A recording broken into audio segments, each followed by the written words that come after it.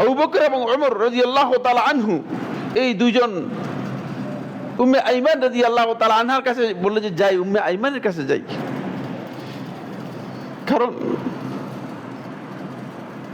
আল্লাহ রাসূল সাল্লাল্লাহু আলাইহি ওয়াসাল্লাম সাহাবায়ে কেরামগণ রাসূলুল্লাহ সাল্লাল্লাহু আলাইহি ওয়াসাল্লামকে হারিয়ে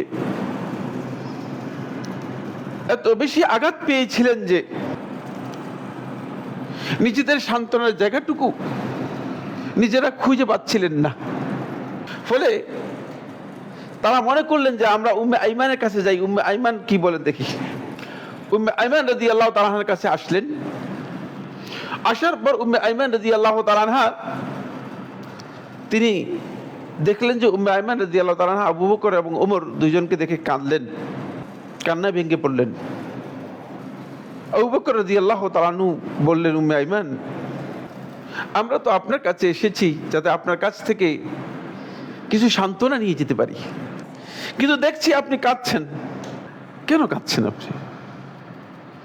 উম্মে আইমান রাদিয়াল্লাহু তাআলা আনহা তখন তিনি বললেন, আবু বকর, ওমর, আমি রাসূলুল্লাহ সাল্লাল্লাহু আলাইহি ওয়াসাল্লাম এর মৃত্যুর জন্য কাঁদছি না,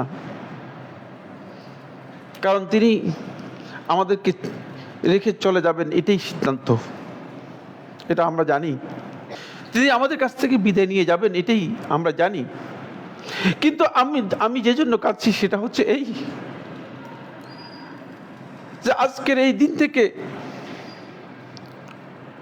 কিয়ামত পর্যন্ত আর আল্লাহ তাআলা আমাদের জন্য যে হিদায়াত নাযিল করতেন সেই হিদায়াতের আলো আর আমাদের জন্য আসবে না, সেই ওহী আর আসবে না। এজন্য আমি তোমাদেরকে সতর্ক করতেছি, কারণ তোমাদের জীবন যাপন এখন কঠিন হবে।